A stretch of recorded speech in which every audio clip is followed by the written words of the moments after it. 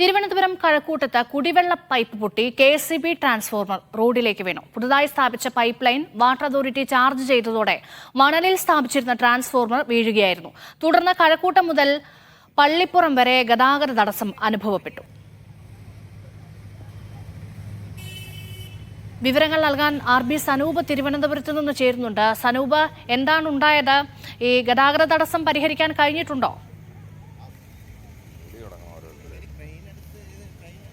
രേഷ്മ, രാവിലെ 8:30 പള്ളിപ്പുറത്ത് വെച്ചാണ് ഈ സംഭവം ഉണ്ടാകുന്നത്.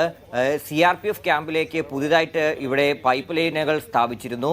8 മണിയോടുകൂടി ജല അതോറിറ്റി ഈ പൈപ്പ് ലൈനുകൾ ചാർജ് ചെയ്തതോടുകൂടിയാണ് ഈ പ്രഷർ കൂടുകയും പൈപ്പുകൾ പൊട്ടുകയും ചെയ്തത്.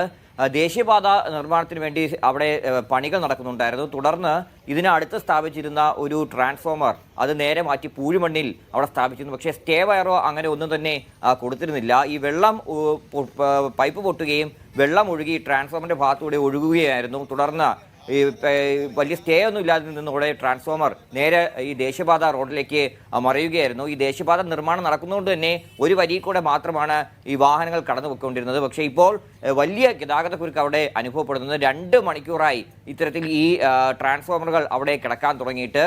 ഈ ട്രാൻസ്ഫോമർ മറിയുന്നതിന് തൊട്ട് മുമ്പായിട്ട് ഒരു കാർ ഇവിടെ വരികയും തലനാഴിയൊക്കെയാണ് അവർ രക്ഷപ്പെടുകയും ചെയ്തത്. കാരണം ഇതിങ്ങനെ മറിയുന്ന കാഴ്ച കണ്ട ഉടനെ അവർ ബ്രേക്ക് ചവിട്ടി നിർത്തിയതിനാൽ വലിയ അപകടം ഉണ്ടായില്ല. ഇപ്പോൾ അധികൃതരെല്ലാം തന്നെ KCB അധികൃതരും ജല അതോറിറ്റി അധികൃതരും എത്തിയിട്ടുണ്ട്.